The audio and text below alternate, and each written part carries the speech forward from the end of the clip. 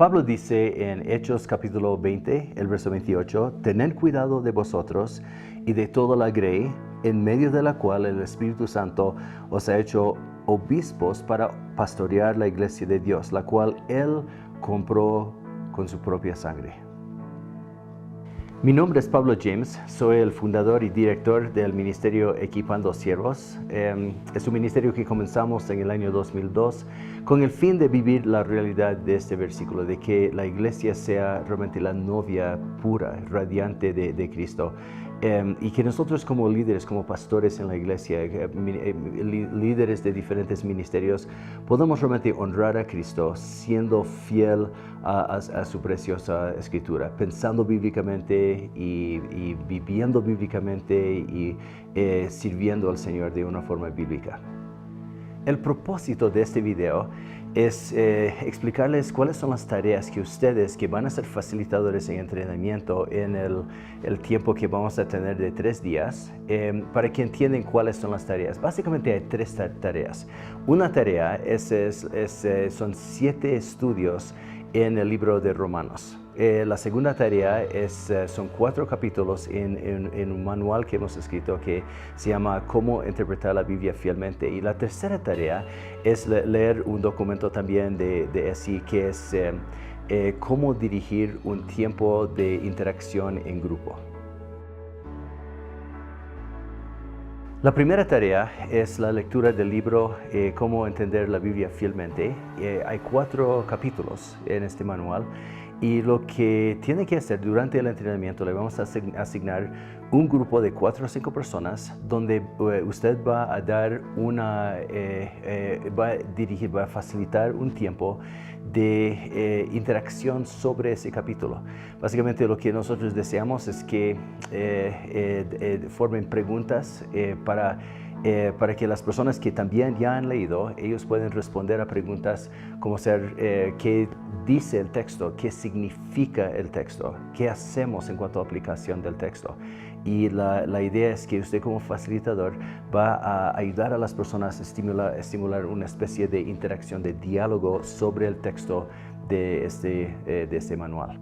Ahora, usted como el facilitador de ese capítulo tiene derecho a 10% del tiempo. Eso significa que en un tiempo de, digamos, 50 minutos, tiene 5 minutos para hacer las preguntas, para resumir, para aclarar, para estimular esa clase de diálogo entre el grupo que está a su cargo durante esos 50 minutos. En el estudio de Romanos hay un formato ESI que vamos a pedir que hagan. Este formato está en Word, entonces simplemente pueden llenar los espacios y va a ir ampliando.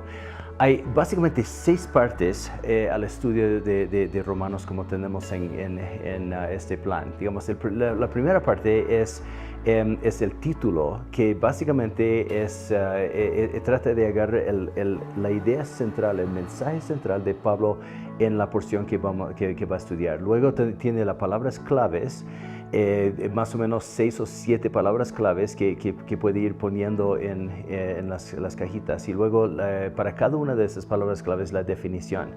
Eso vamos a explicar en un momento. Y luego la observación. La observación tiene básicamente que ver con qué significa, cuáles son algunas cosas que puede aprender de este versículo dentro de su contexto en ese pasaje. Luego interpretación, que tiene más que ver con principios bíblicos, con cosas que como cristianos nosotros podemos entender de ese pasaje, entendiendo el total del pasaje. Y luego tenemos una aplicación. La aplicación tiene una parte que es específica, que es medible, sobre algo personal que quiero aplicar y algo ministerial que necesito aplicar. Muy bien, ahora lo que quiero hacer es guiarles en un estudio específico de Romanos 1 al 7. Van a encontrar esto en sus folders para que puedan ver más o menos cómo es el patrón. Pero permítanme explicarles parte por parte cómo hacemos esta clase de estudio. Entonces, el pasaje es Romanos 1 al 7. Para mí, yo viendo el total de lo que Pablo está diciendo aquí, yo entiendo que Pablo en Romanos 1 al 7 está dando el resumen de lo que él va a hablar en todo el libro de Romanos. Entonces yo pondría como mi título, Romanos se trata del Evangelio de Cristo. Ahora nos toca ver algunas palabras claves. Entonces, yo he escogido como 8 palabras claves aquí en los primeros 7 versículos. La primera palabra sería Pablo, obviamente el autor del libro. La definición de Pablo sería, antes era el enemigo de Dios, y podría quizás hablar un poco de la historia de su conversión que leemos en Hechos capítulo 8. La observación que yo haría de Pablo es que Pablo es un ejemplo de la gracia de Dios, del cual él escribe en Romanos, en todo el libro de Romanos. La segunda palabra que yo escogería sería siervo, o la palabra doulos. La definición de siervo es que Pablo sometió su voluntad a la voluntad de Cristo. Su identidad es siervo del Señor. Y la observación que hago aquí es que Pablo es un mensajero que existe para servir a Dios y cumplir su voluntad. La tercera palabra que escogí era apóstol. Esas son palabras más importantes, las palabras que sin estas palabras realmente no se entendería el mensaje de Romanos 1:1-7. Entonces, la palabra apóstol. La definición sería que Dios llamó a Pablo y lo envió a su servicio como su mensajero. Y la observación es que Pablo fue llamado no para representarse a sí mismo, sino para representar a Dios compartiendo su mensaje y no el mensaje de Pablo. La cuarta palabra que escogí es la palabra evangelio. Evangelio, definición sería victoria en batalla. Obviamente lo que Cristo logró venciendo el pecado y proveyendo salvación para los que estábamos alejados de Dios, apartados de Dios en nuestro pecado. Y la observación es que Cristo logró una victoria real y poderosa para nosotros, y estas son buenas noticias, las noticias del Evangelio.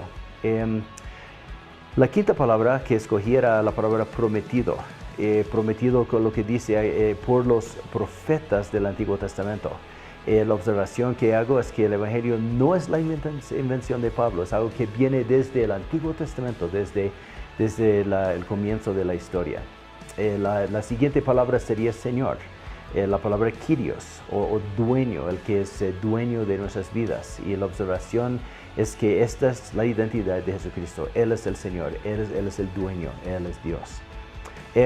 Luego encontramos algunas palabras que tienen que ver con la identidad de Jesús, descendiente de David y también hijo de Dios. Mi observación aquí es que Jesús tenía que ser hombre para morir, y es por eso que era descendiente de David, hombre. Y también tenía que ser Dios para ser perfecto, para vivir una vida perfecta y para ser el perfecto sustituto en su muerte para perdonar nuestros pecados. La última palabra que escogí es la palabra obediencia. La definición en el contexto de Romanos 1:7 es que el poder para obedecer a Dios es la fe. Entonces la observación es que el Evangelio impacta toda nuestra vida, nuestra santidad, nuestro amor, nuestra sumisión, todo lo que somos tiene que ver con esta obediencia de la fe en Cristo. Ahora vamos a la parte de interpretación, viendo algunos principios que podemos aplicar en todo ese pasaje. Una cosa es que esta carta explica el mensaje del Evangelio que viene de Dios por medio de su mensajero, autorizado. Ese mensaje no es una invención de Pablo, es algo que él recibió por Jesucristo con la autoridad que Dios le ha dado. También esta carta habla de la victoria que Cristo logró por nosotros en su muerte en la cruz. También otra interpretación que veo aquí es que hay una base histórica para nuestra fe en Cristo. Digamos, vino profetizado en las Escrituras del Antiguo Testamento, la línea de David, y también vemos esto en la resurrección de Cristo, un evento histórico. También este Evangelio afecta toda nuestra vida, aplicada, digamos, a nuestra vida en Cristo, de su gracia que no merecemos, para obediencia, para fe, para santidad. Y la última interpretación que yo saco aquí es que mi transformación viene por el Evangelio, que es en esencia un asunto de mi fe, de mi relación con Cristo, de mi confianza en Él. Entonces, bueno, vamos a la parte de aplicación. Quizás yo haría dos aplicaciones aquí que voy a pedir que en mi propia vida el Señor me ayude a enfocarme más en mi relación con el Señor en esta semana, todos los días agradeciéndole por la salvación que tengo en Cristo. Y quizás en cuanto a mi ministerio, tengo un vecino que no conoce a Cristo. Entonces, yo voy a procurar este viernes en la noche invitarlo a mi casa para cenar conmigo y para compartirle las buenas nuevas de la victoria de Jesús en cuanto al asunto, al problema de nuestro pecado y que estamos alejados de Dios en nuestro pecado sin la gracia de Dios, que necesitamos la obra de Cristo aplicado a nosotros. Ahora, este estudio es un ejemplo de lo que puede hacer, pero estoy seguro que usted en su propio estudio va a sacar mucha más riqueza profundizando en lo que Pablo dice aquí en los versos 1 al 7. Y realmente quiero decir que estoy muy emocionado de conocerlos de aquí a un tiempo en el entrenamiento. Que el Señor los bendiga muy grandemente en su propio estudio, en su preparación. Y mi oración es que Dios lo use para impactar la iglesia en su país, para la honra y para la gloria del Señor, para tener una iglesia firme, una iglesia fuerte que realmente honre a Cristo, que nosotros como líderes seamos hombres y mujeres que realmente honremos al Señor en nuestra manera de pensar y de vivir y de servir al Señor.